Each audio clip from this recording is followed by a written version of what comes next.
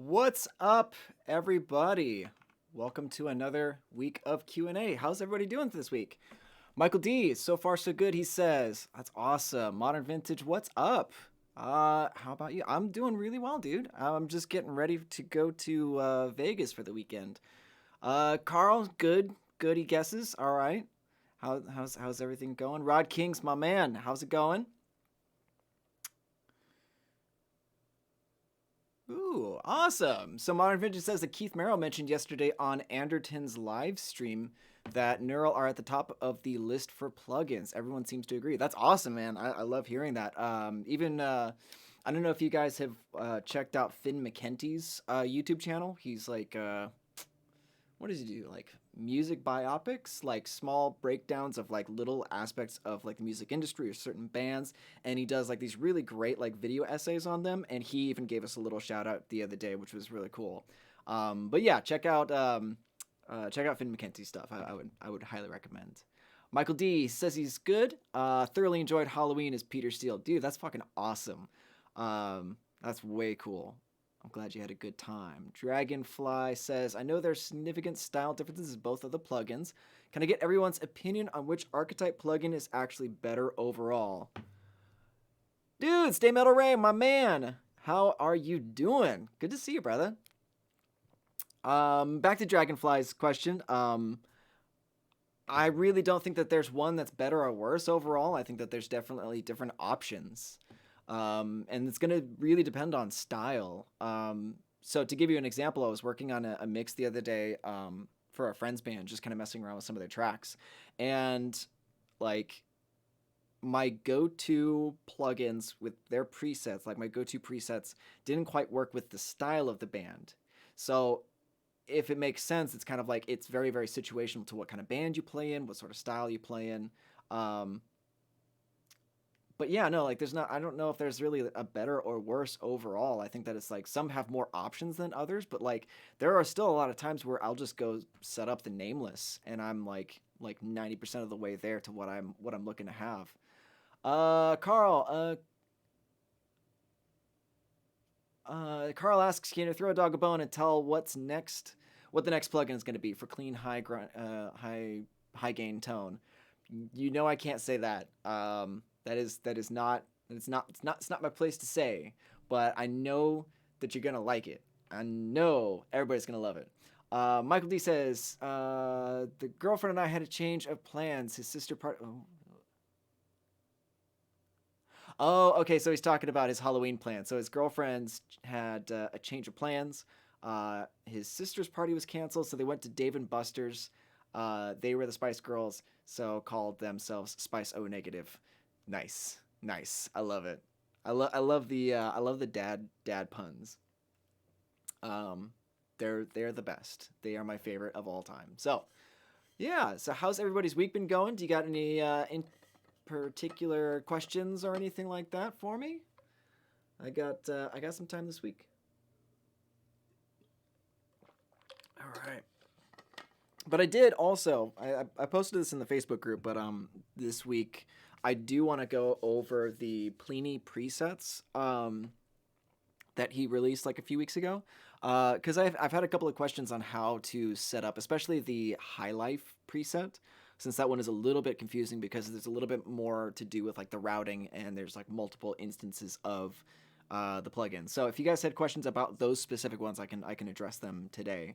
But yeah, so Modern Vintage says that Keith also said the Kemper has a noticeable latency that most owners would agree on. Exactly what I and others have said for years regarding pick attack and tightness in live situations with musicians. That's fascinating. I like so I think I've played a Kemper once, and it was at the NAM show. So it was super loud. I had headphones on, and I was kind of like um I was kind of indifferent about it.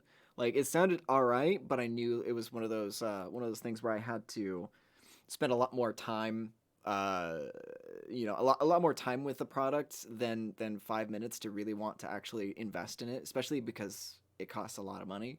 At that point, I didn't have a whole lot of money. I was living alone at that point, so I was paying rent, all my bills, didn't have a great job. I'll say my pay wasn't great. But yeah, so like Uh, I think that that's fascinating that that's something that everybody agrees on, but like nobody does anything about, or there's no like conscious plan to really affect that aspect of it. But anyway, Dragonfly asks how many presets are there in total. Let me look. There's 1, 2, 3, 4, 5. There's 5. There's 5 additional presets. There's the Camino, Soda Boy, Old Fashioned, High Life, and Cumulo Nimrod. So Bob Music asks, any chance older plugins getting updates where the master knob doesn't change the volume like with Nolly? He really liked that. I know that they're planning a bunch of updates really, really soon. So like, yeah, so I think that's something that they're probably going to start implementing, but I'm not 100% sure if that's in the I haven't gotten a list of things that they are updating. So that, you know, because that's going to be in a change log that they're going to pass around. So once I get that, I'll be able to address that 100%. But I do absolutely get where that like having to turn up the master knob, turn down the output, turn it up, turn it down, like it gets a little frustrating. So I definitely I feel you on that, because I think that the change with the Nolly making that second level at the output was brilliant, and just like a simple um a simple solution, basically just having that volume compensation at the end. So yeah, I totally I get you on that, Bob. Let's see. Alex says, can getting a new interface eliminate some noise that I get when playing through plugins? It depends on what type of interface you have currently, and it depends on which one you're looking at. Because I would say that generally most decent interfaces are going to be all right at noise. A lot of the noise that you are dealing with tends to come from the environment more than it does for the interface, and even then, it's also about um, like filtering and stuff like that. But at a certain point, there's no being able to filter or comb that out of your signal.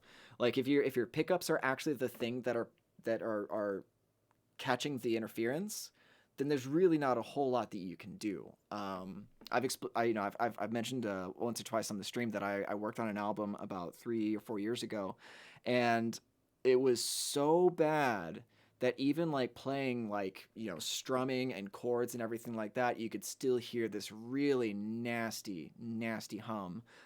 So I ended up actually having to relocate entirely to record elsewhere, just because the signals in my apartment were just so bad. Oh, Michael D follows up he follows up with saying he won a karaoke contest by singing typo negatives in praise of, dude. That's in praise of Backness. That's awesome. That's fantastic, dude. Congratulations. All right, so let's see, any additional questions? No, I might as well just kind of run through the. I'll go ahead and just run through the presets then. So let's go ahead and switch my view over.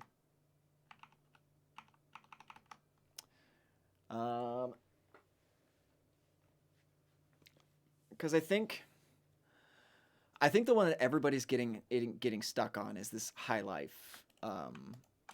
So we're just gonna go ahead. I'm gonna go over this one more in particular than the other. I'm gonna group these real quick so that way I can follow globals, record solos. Yes. Okay. Let's see.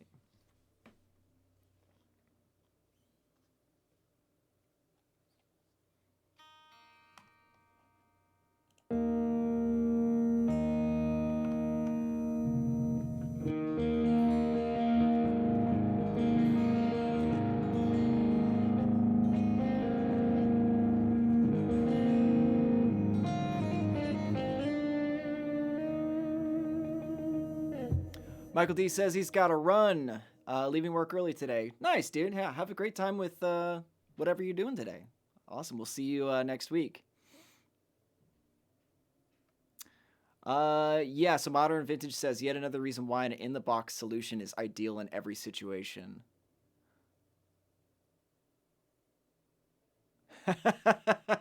So Rod King says, is it Black Friday yet? Man, I can't wait anymore. My 14 days are over on both Nolly and Plini. He feels naked.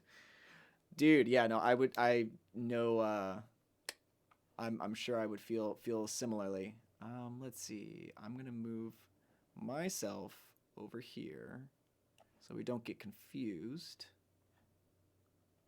when I'm explaining this. Okay, so I think this was one of the more interesting uh, presets from the Plini. So he has like basically what's considered like an acoustic guitar, and then he has the electric guitars, kind of like combining two separate tones to then affect later on with additional effects. Oh, John McDaniel, what's up, dude? He says, thanks so much for answering my questions via email. It was great. I think you're getting ready to do this now. But how the heck do I set up High Life in a DAW using Cubase 10? Okay, so like I'm in Pro Tools, but the general process is exactly the same. Like there's a little, I mean, like, you know, the interface is a little bit different between Cubase and Pro Tools, but like the idea is exactly the same. So you have the acoustic track and the electric guitar track. All right, so I've pulled up my High Life acoustic. Let's go ahead. I'm just going to restart this. I'm going to go to Plini, Tone Experiments. So this is my acoustic, because I think I might have touched one or two things while I was messing around with this. And then we're going to go Artist, Plini, Tone Experiments, High Life, Electric. Now I'm going to go ahead and pull up both of these, resize, just to make sure that I can see everything and you guys can see everything. So I have my acoustic preset and I have my electric preset. So this shouldn't be clipping.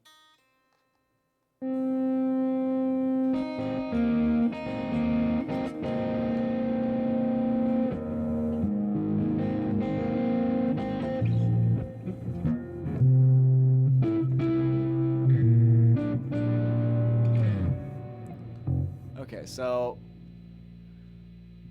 all right, so one of them is clipping, so I'm just going to pull the output down just a little bit.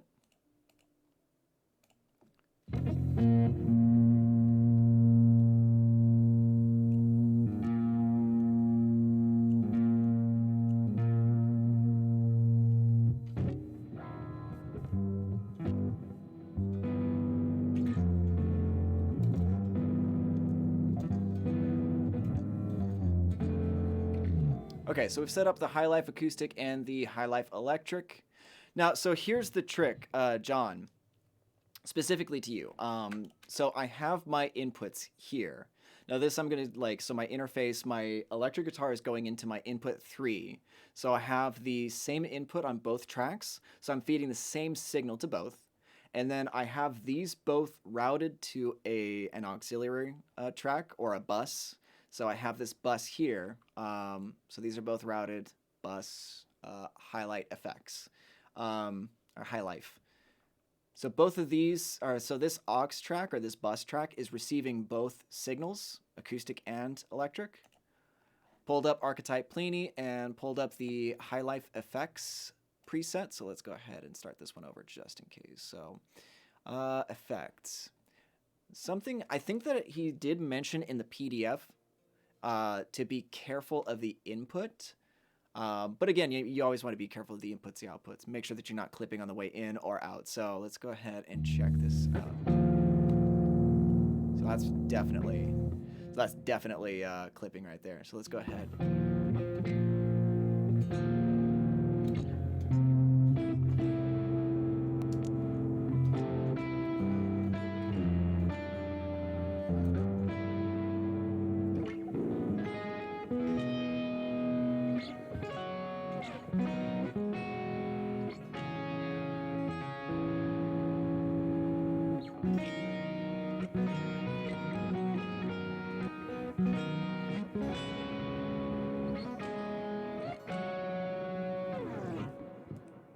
Okay, so that's one way to do it.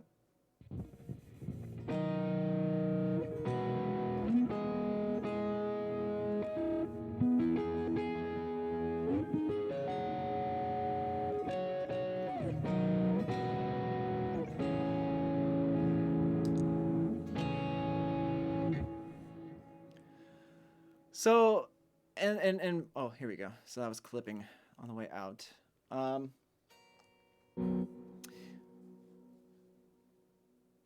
and this is where you kind of have to get into being able to adjust your tones a little bit for your own pickups. Like I know, like I have this feeling that Plini has. Like I haven't looked into the gear that he uses, the Strandberg guitars, but I'm pretty sure like his pickups are probably super bright. Whereas like so I'm using my Legator 8 string.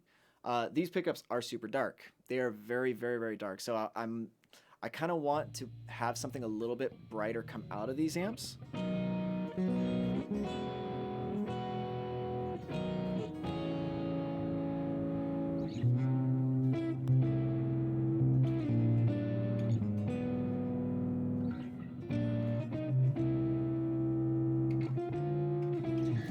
So,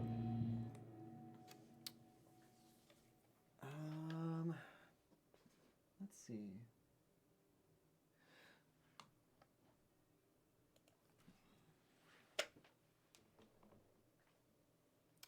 As important as it is to get the right impulse response and amp is the right guitar too. Let me try something real quick.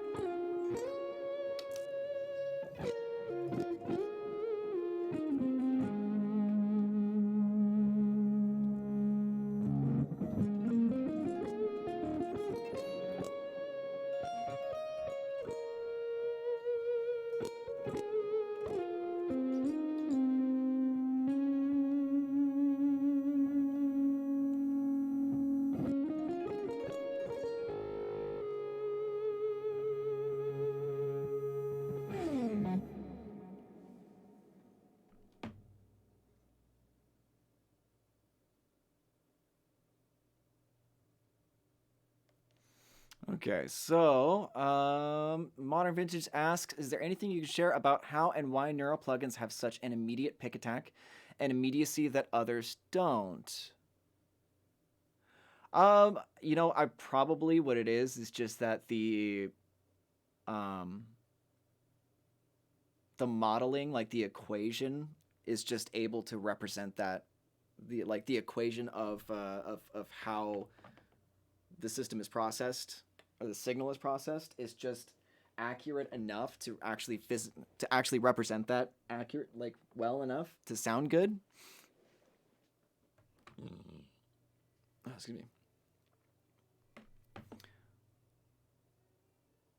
So Modern Vintage says for something like this, is it always best to use an electric guitar to simulate acoustic guitar tones? Not sure if anyone uses ambient effects like that on an acoustic electric. Um, I mean, like, so I think what this is like, I can kind of guess. I can take a guess that probably Plini was just looking to try and emulate a tone. I think that how does he say? Like, he's just coming up with interesting ideas, and to emulate an acoustic guitar with an electric would just take a step out of the process to getting that sound out, because then you don't have to actually pull out an acoustic guitar. Um, but as far as like anyone using like ambient effects and stuff like that on acoustic guitar, like Devin Townsend is pretty well known for that. He's been doing a lot of tours with his acoustic guitar, which has been pretty rad. I'm a huge fan of Devin Townsend. Um,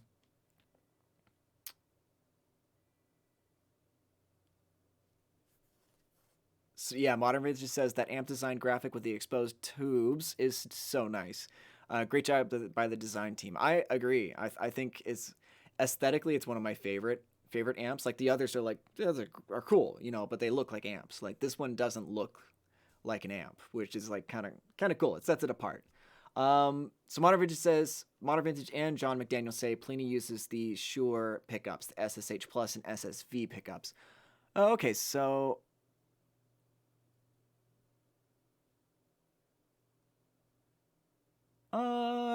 yeah, okay, cool.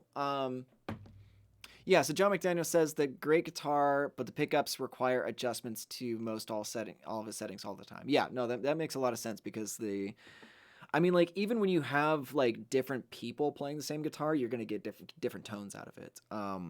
So like having a preset and knowing how to adjust that preset to your own preferences is always better than not. Let's see.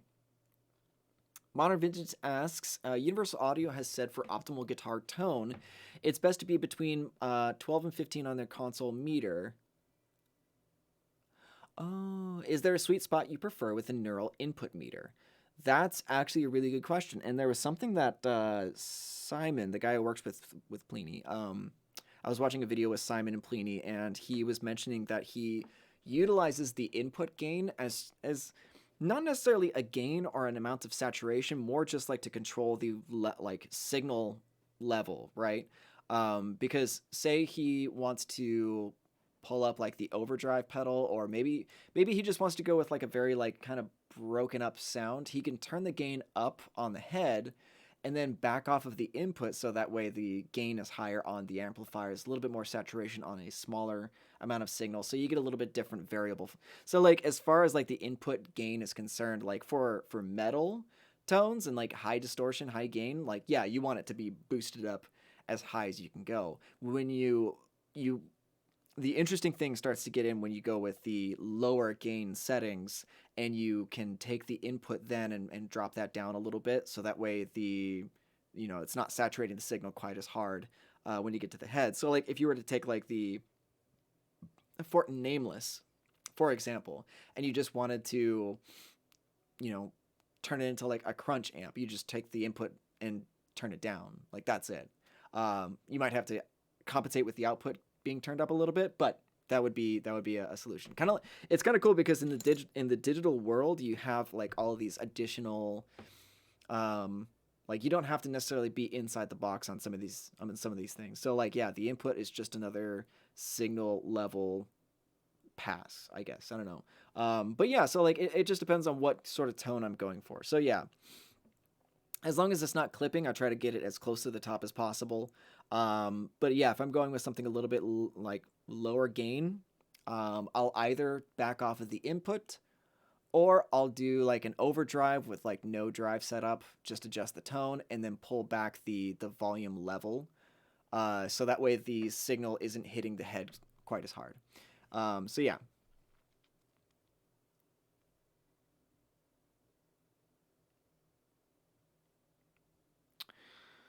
let's see. Okay, so Modern Vintage asks, can you speak on raising the interface volume versus the plugin input, output, etc. regarding the tonal quality? The interface volume as in like the amp head. Um,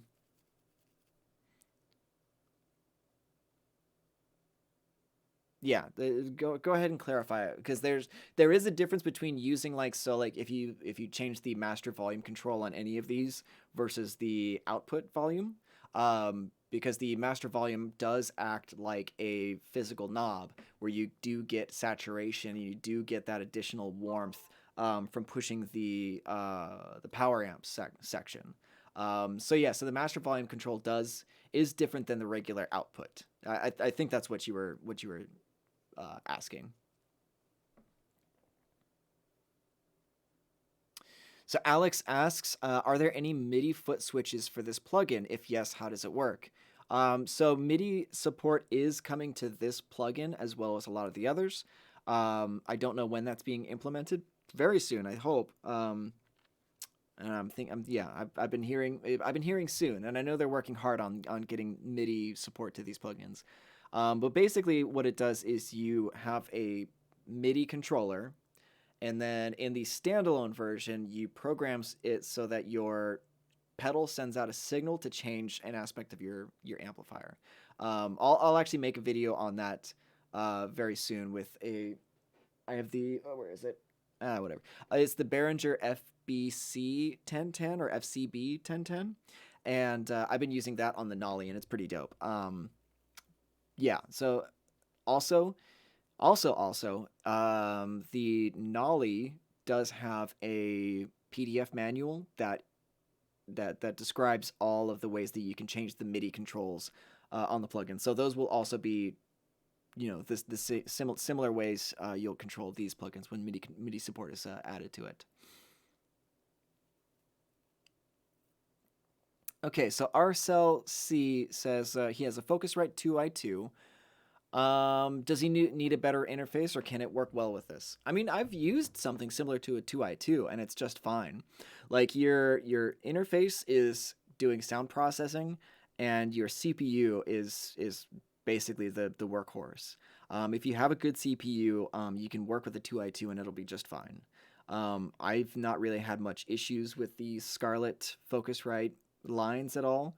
Like I'm running a 6i6 right now as well as an 18i20. So that's not really a big deal for me.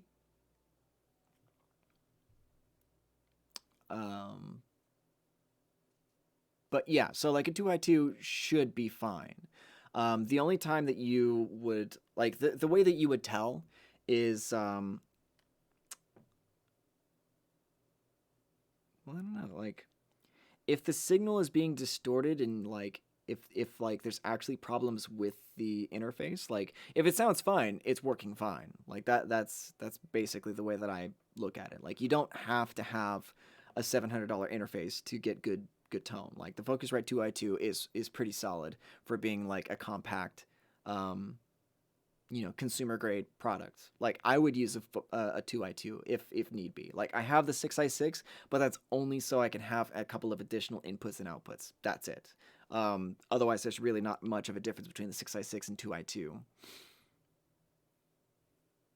Okay, so John McDaniel says, sorry for the digression, but are you hearing both the High Life acoustic and electric tracks as well as the FX, or are you just monitoring the FX track alone? Hope the question makes sense. Okay, so here's okay. Let's see if I can run this through. So are you hearing both?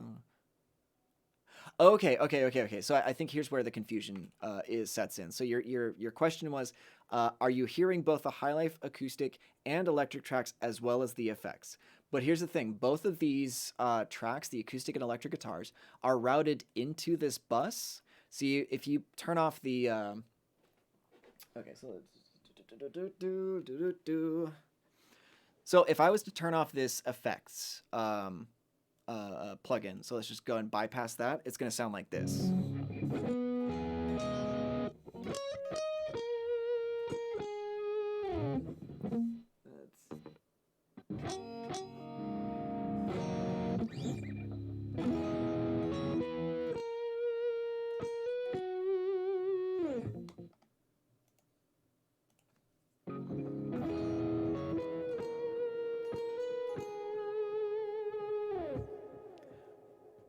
So you can see that having these two tracks routed to this bus here, and then you have the signal, the combined signal of the acoustic and the electric going to this one bus, and then through your effects preset, which in this one he just does some EQ and he has the effects. Everything else is bypassed, so you're actually not using anything but just the EQ and effects in this particular instance.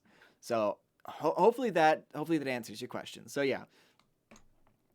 So to recap, guitar signal is going into these two. So like basically with this recording, flashing recording, I'm monitoring my guitar signal through these two, and then I have the guitar signal from these amps routed to High Life Effects, which is my bus. So then that combined acoustic and electric guitar is being sent through the effects preset and then to my output. So hopefully that, okay, great. So you just said, got it, makes sense. All right. Sweet. All right.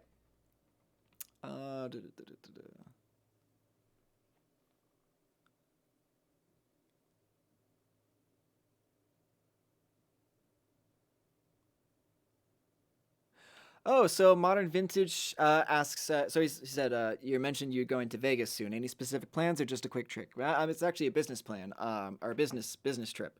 I'm going out there to speak at the URM Summit, which is like a audio conference. Going out there, gonna hang out with a bunch of a bunch of audio dudes that I know from like around the world in this community. It's gonna be really awesome. But yeah, so I'm doing a little speech out there, and then yeah, I'm just gonna be networking and hanging out with really cool people. So yeah, it's gonna be a lot of fun. I'm really looking forward to it. Okay. So does anybody have any additional questions on the archetype Plini presets? I thought that these were all pretty cool. Like definitely like a interesting variety of tones. Um, and for whoever hasn't checked it out, like Soda Boy is one of my favorite, just because it's kind of silly. Um, he literally. Let me pull this up real quick. Oh, let's mute that shit. He literally just dimed everything. Like he came over here, compressor, overdrive, all at max, all at max, no EQ. Got those. It's pretty ludicrous. It's pretty ludicrous, but I actually I kind of fuck with it. It's pretty fun.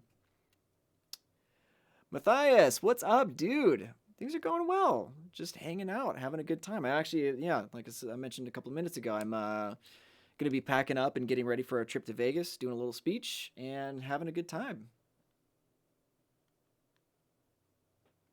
So John McDaniel asks, is there a source for users to share their tones with each other? A community setup like that would be awesome. So that is actually in the works. I know I spoke to Doug and Poncho about this, that they do want to set up their own platform for people to share their presets, which I think is really, really cool. Currently, you can go to the Neural DSP Facebook group, which I think you're a part of. I'm not 100% sure, but Neural DSP users group, and then share presets there, or request presets. You can also go to my Bitly link. I link my Google. I link my Google Drive folder in every one of the videos, and you can, and I always upload the new presets that I have there. So you can check out pretty much any of the presets that I've made and used in the videos so far, which is pretty dope.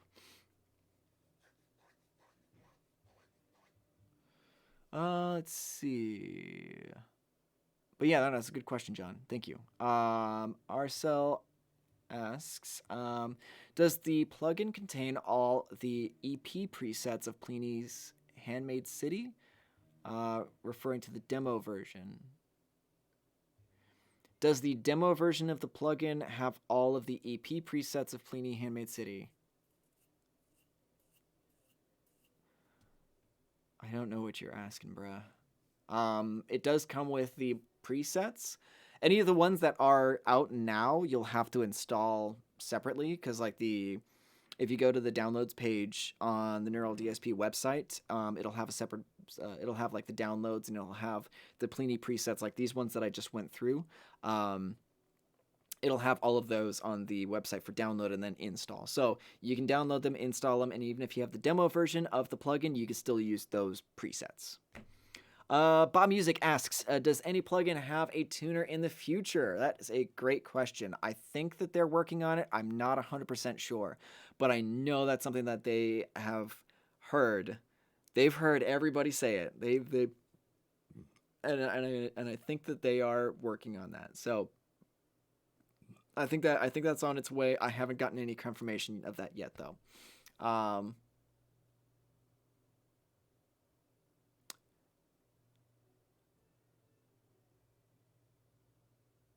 Yeah. Okay. So Modern Virgin says all the best out there. Sounds similar to the one I mentioned in Florida that changed my career in music. Hopefully, LA won't be on fire when you return. Yeah. Actually, it's the same company. So they originally had the first two summits in Florida, and this one's going to be in Vegas. So I don't have to fly all the way to Florida, which is pretty awesome. Um, Yeah, and I'm hoping that LA won't be on fire either. I have a lot of stuff invested in this place, so yeah, definitely would be a bummer. Um, so Montevideo says he'd be interested in the speech. Any chance of posting it on YouTube or uploading the audio afterwards? Unfortunately, not. No phones, no cameras, no nothing allowed inside. It's a very exclusive event, and they want to try and maintain that sort of trust with the people who are purchasing the tickets for the summit. Just because they're paying for the opportunity to be out there, to be ow, um, to be part of the experience. So so yeah, unfortunately that won't be. I won't have that for YouTube or anything like that, which is kind of a bummer. Yeah. Ozzy Horn says, "Can you play something for us?" Thanks. What would you like me to play?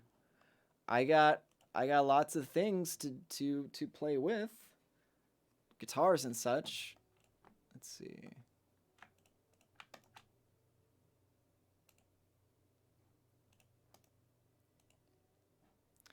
That's always been one of like the funnier question. Let's play something for us. Sure. What? Like you have do you have specific things? Modern Vintage says, do you treat most of the factory presets as mix ready, or do you add other plugins on top, such as UA, cut frequencies, etc.? Absolutely. I do use plugins on top. I mean, like the tones from a lot of these plugins are fairly mix ready as is. It kind of depends on the mix. It kind of depends on the style. Like obviously, like with metal, I'm gonna do more processing on metal because there's a lot more conflicting frequencies. With something that's a little bit more relaxed, like rock-ish, like I have to do a little bit less processing because everything has a little bit more room to breathe. Um, Ozzy Horn says, anything on guitar? I should have bought a computer instead of an amplifier. Lol. No, dude, we are all feeling that right now. Like I've mentioned several times, I have a Mesa Boogie dual rectifier that is just like that's just uh, it's just collecting dust right now. Ogle John, what's up, dude? He says he's having sensitivity issues about noise gate. Do you have any idea or advice? Tried different plugins and had no issue but Plini. Hmm. Uncle John. Let's see.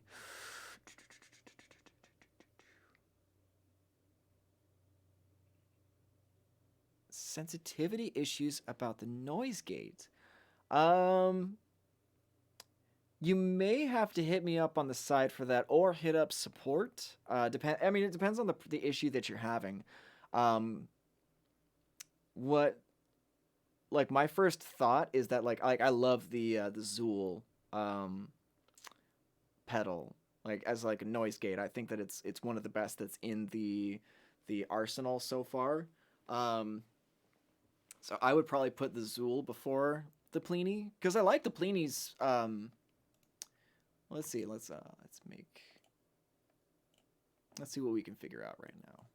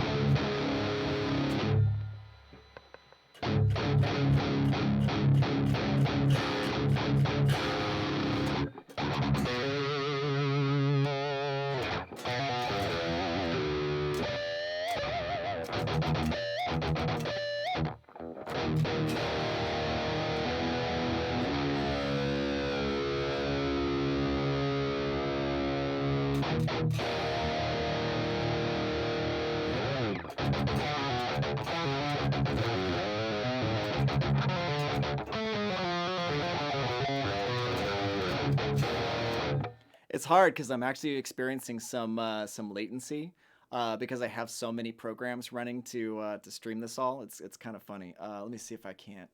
Uh...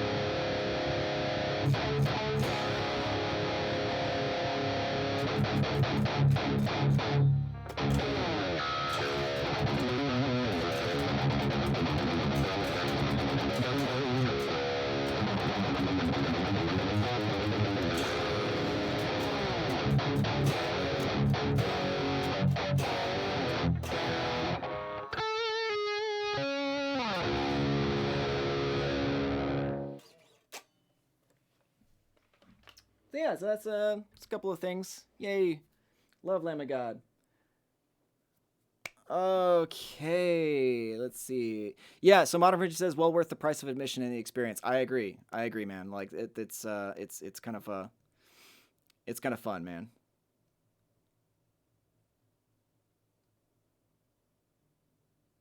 So Oglejohn says, I don't know, maybe it's about my preamp gain settings, but tried different settings and no chance, not a big problem, by the way.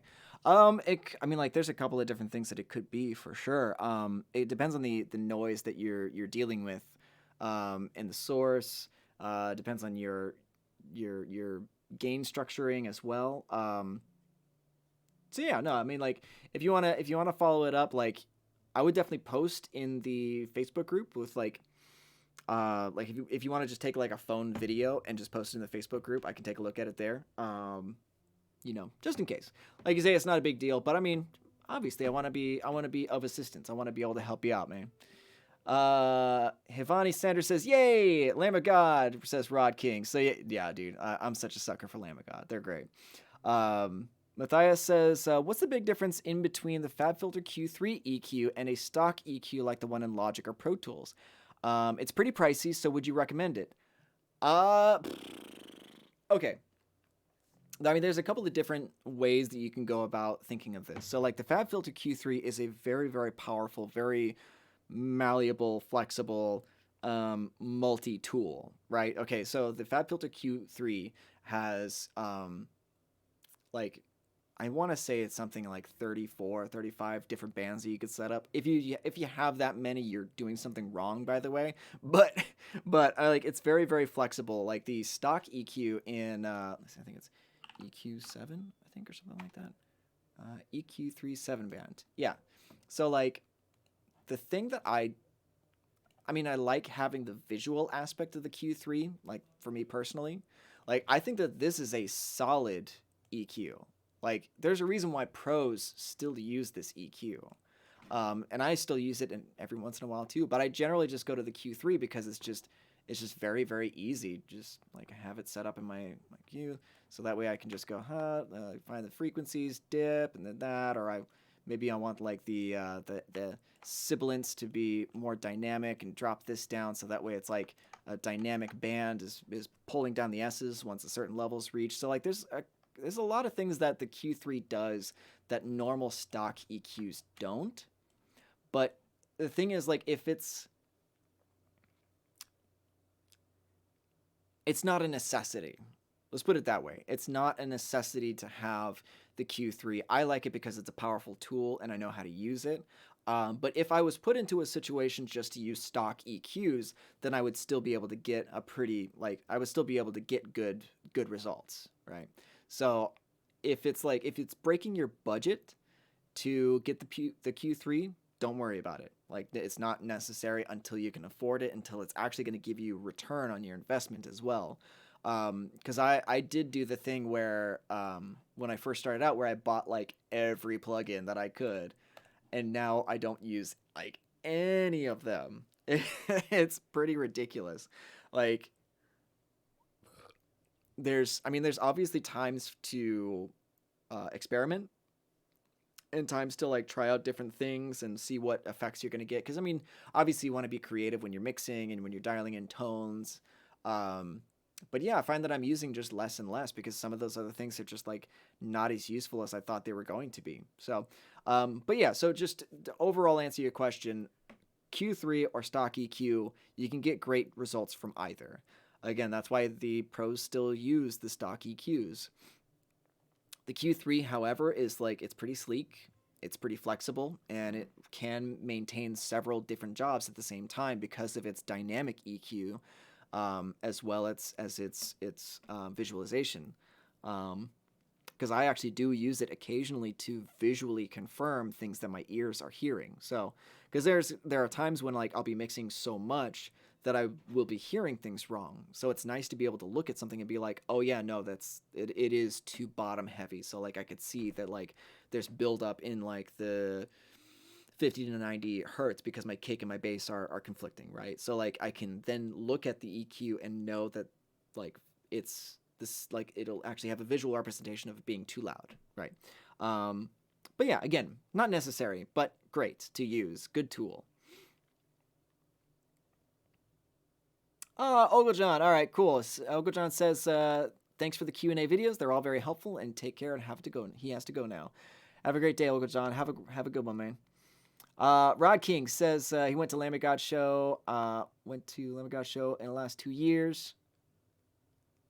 Went to two Lamb of. Sorry, I keep taking off my glasses because they're not comfortable and I don't like them. But then I realized that I can't read without them. Yeah, so he said he went to two Lamb of God shows in the last 2 years. One headlining and the last one on the Slayer farewell tour. Crazy stuff. Yeah, dude, I've seen them a couple of times. I saw them. I think the first time I saw them was on the Gigant tour. I think I was like, I want to say it was like 2006, 2007, or something like that. I mean, like it was pretty on in my metal listening stint.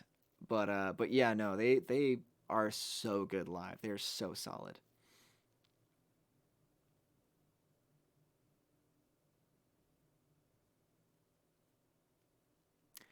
Hivani Sanders says, "Can I ask what amp this is based off of? Just out of pure curiosity. It may not be based off anything, but this plugin sounds like nothing that I know, and I love it even more for that." Um, we like.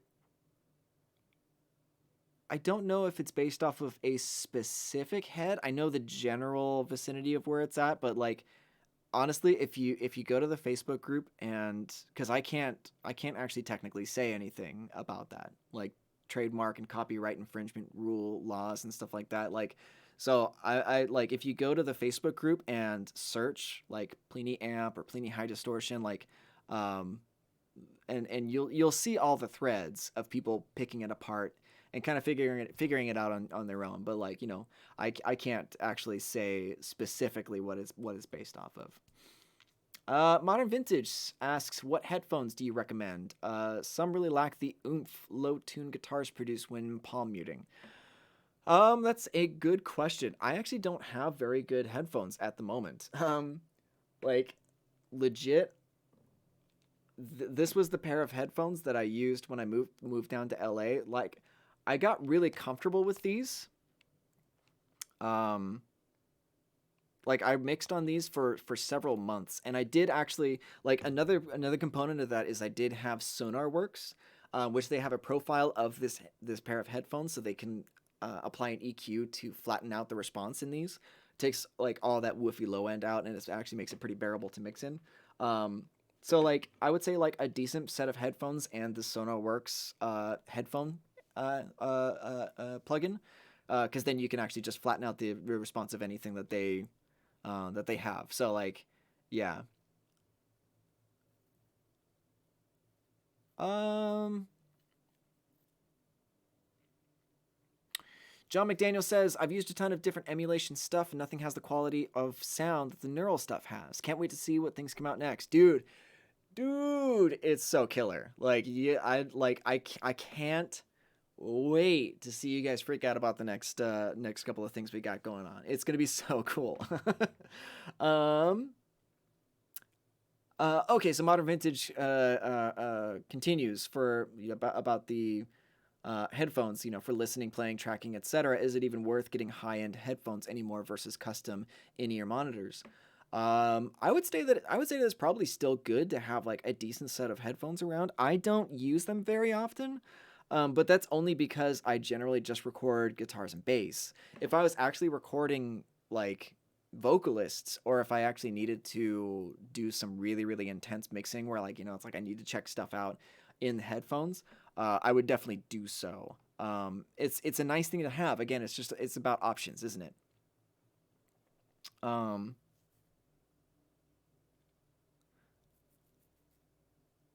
Yeah, it's about different options. Like, I'm actually really curious about in-ear monitors.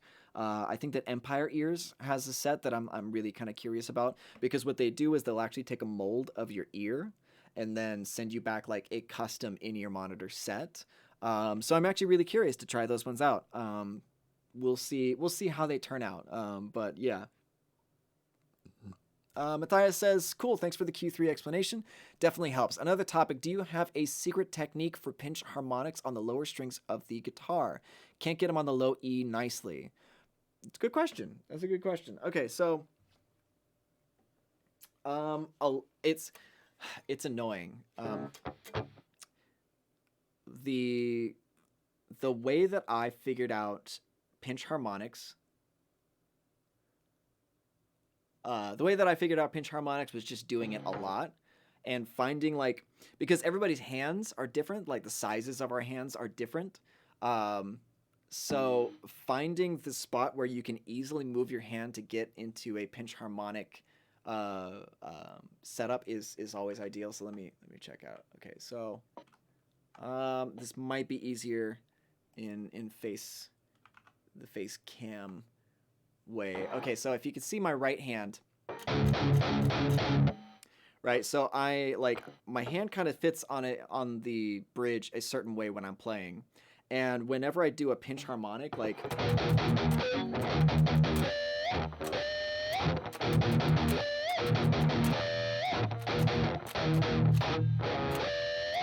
you'll see that when I come off of the bridge, my thumb moves down slightly to hit this one specific harmonic.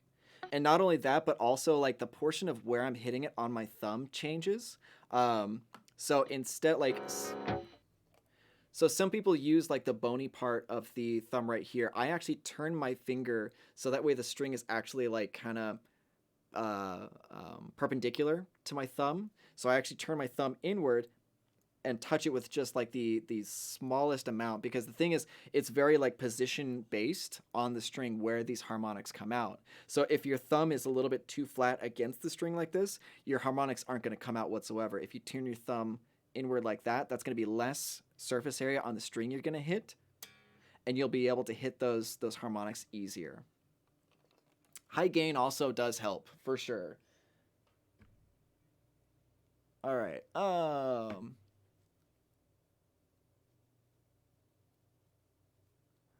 Takikoma says, hey, the guys that build the UI still haven't updated the newer ones to be a draggable size like the Nameless. I need this to make it more compact on my screen. Yep, I know that that's something that they have seen. I'm sure it's in the pipeline. I know that there's going to be a bunch of I know there's going to be a bunch of updates coming very very soon. So stay tuned for that for sure. They're on their way. Modern Vintage says the Lamb of God documentary As the Palace is Burn about Randy's trial overseas is ridiculous. Highly recommended. Yeah. So like, I definitely want to watch that one. I recently watched a bunch of other stuff of theirs, but yeah, dude, that was crazy to watch that all fall out. John McDaniel says, "Come on, dude, just a little hint. Just between friends. We won't tell anybody what's coming out. Promise." Nah, man. Nah. I love you guys, but I love my job too, and I think they'd be pretty upset if I ever gave that out. So, Modern Vintage says, "You're the man. I forgot SonarWorks sells individually pro-calibrated headphones on their site. Thanks." So I don't know if the headphones are. Do they sell headphones on their site? I don't know. I know that they have profiles of specific headphones on their site. That's kind of what I'm talking about. Is that they have, they'll sell you like SonarWorks. What is it called? Like Sonar works system wide, and Sonar works also has a plugin. Um, and in that you can either flip between your monitor profile or headphone profile, and it'll apply the EQ curve that you need. So yeah, so like you can even have like the headphones that you have currently, and if they have a profile on their site that you can download, you could just use that. So that's like a super, it's a game changer, dude. Like when I got SonarWorks, I was just like, why, how did I get to where I'm at with what like, man, it was really like eye opening. It was very very eye opening. Let's see. David Dare Parker says he bought the Plini plugin as soon as it came out and was blown away by how great the cleans are. This thing does everything, and the artist updates are killer. Thanks. It's our pleasure, man. It's our pleasure.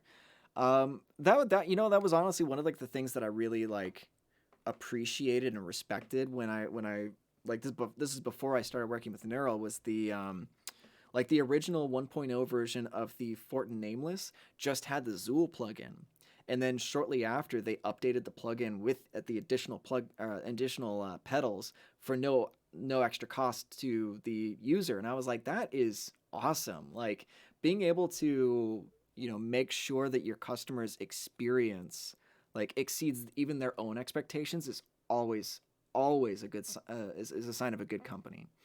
Um, let's see. Taiki Koma says, "Thanks, man. Need that built-in tuner. Hint, hint. No, we get it. We get it. I know that they're working on that. I know that they're working on that. So um, that's definitely something in the pipeline as well." Yeah, Modern Vintage says, "I'm sure Steve signed a very well-written NDA. Not a chance." You got me there. That's very true. That's very very true. John McDaniel, no.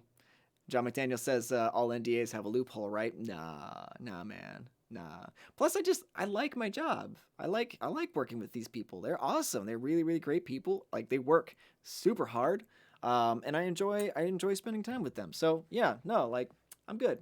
You guys will just have to wait. Let the anticipation set in.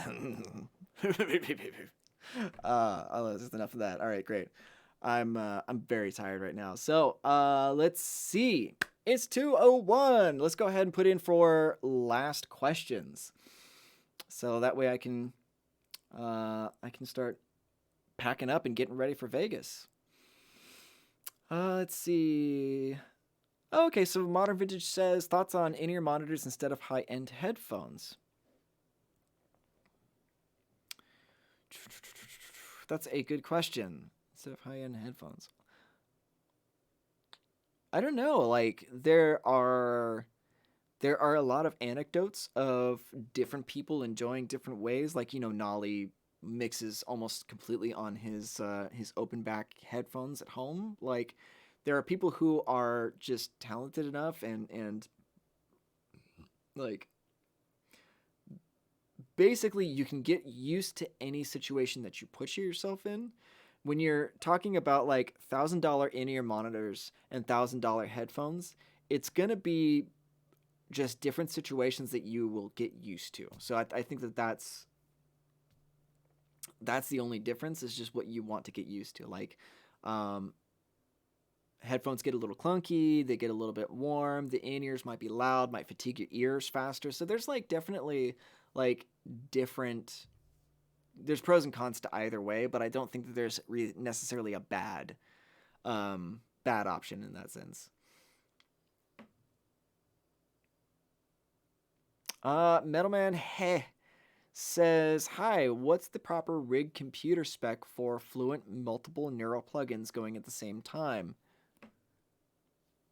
I don't know. I think that they have spec minimum sheets on the website, if I'm not mistaken.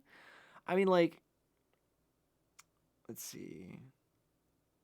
That's something that I actually haven't really run into. Like, like I have two computers. I actually have two computers right now. So I have my Alienware i7 laptop, and I have my behemoth that's like about as tall as my fucking desk on the side. So like I have an i7 processor and um, i7 processor, and I think it's like 16 gigabytes of RAM in my laptop.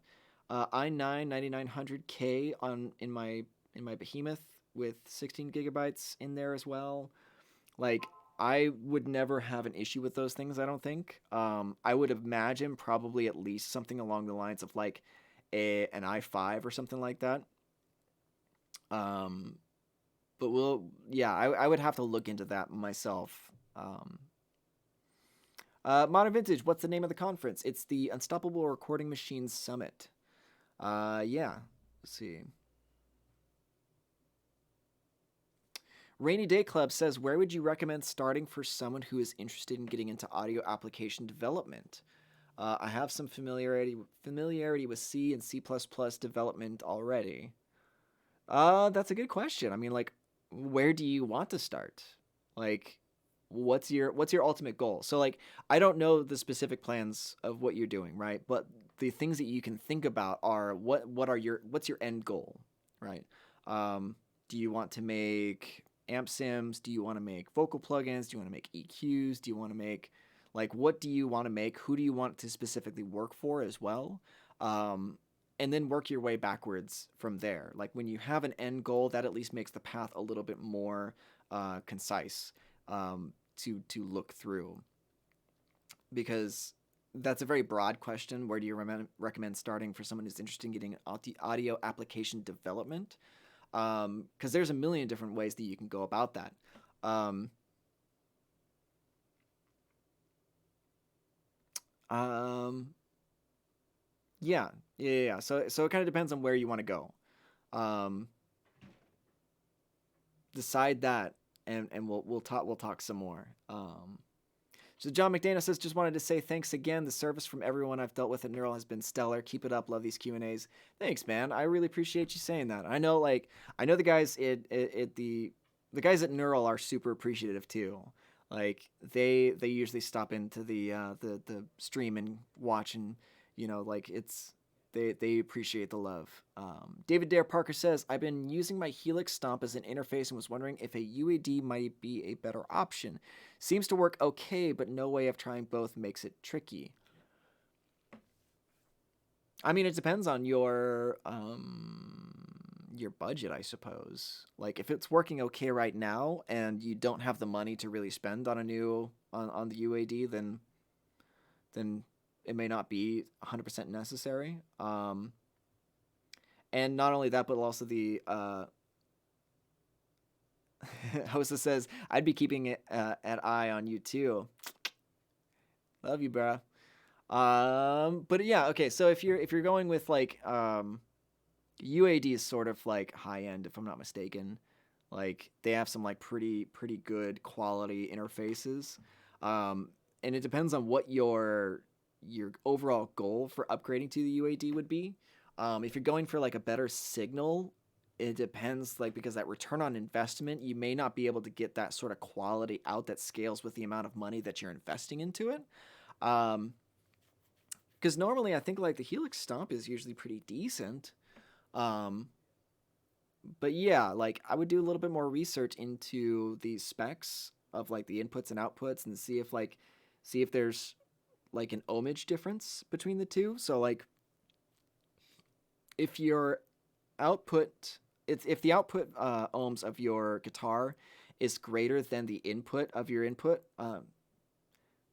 greater than the input ohmage, then yeah, you're going to have some degradation of signal. But like, if you have a greater input ohmage than your output of the guitar, then you're just fine. So, like, that's sort of the litmus test, right? But yeah, so like, it seems to be, if it seems to be working okay, then it might not be 100% necessary to invest additionally. Let's see. Bob Music. Future plans for a 19-inch rack for like XFX, but from Neural DSP. So you can actually go to the Q&A with Doug that I did a couple of months ago. That was actually really good, good discussion. And he kind of addresses that, but he says that that's not really in the plans right now, just because the computations would be very difficult. Let's see. Rain Sweat says, Neural DSP does Black Friday because I love your plugins, but it's more expensive for me. You may just wait and see. We'll wait. Yeah, just wait and see. It's not too far from around the corner right now.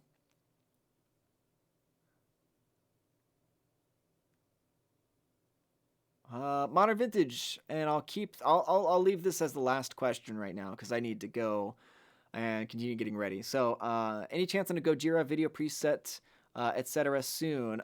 Stranded would be cool. The master available on Tidal for referencing. Yeah, no, I would definitely want to do a Gojira video. Probably in a month or two. So like I don't know if you guys have seen, like I kind of keep this to like an every other week sort of deal, um, and I'll tell you guys, since y'all are my bros, y'all are my bros. So like the next artist tone videos is gonna be Lamb of God, you know. Um, so just for you guys, um, and then I want to do some lower gain stuff. I really really want to get into some lower gain stuff because the stuff, the plugins are definitely flexible enough, and so they're all like more than well equipped enough to do lower gain tones. Um, so we'll see what happens with that. So I'm thinking probably like in like maybe a month or two, I'll get back to Gojira because yeah, that's definitely on my list and it has been asked for like a bunch. So I'll definitely dive into that very very soon. Cool. All right. So, Modern Vintage says, all the best in Vegas and safe travels. Thank you so much, dude.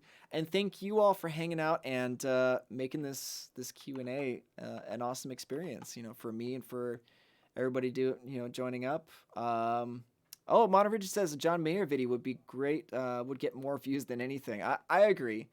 We'll I don't know. I think that would actually be pretty dope. Thanks, Rainy Day Club. I appreciate it. Thanks, Carl. Well, I want to say thank you all again for kicking it with me, and we'll see you next week on the Q&A. I'll let you all know how the summit goes. So, y'all have a great week, and I'll see you then.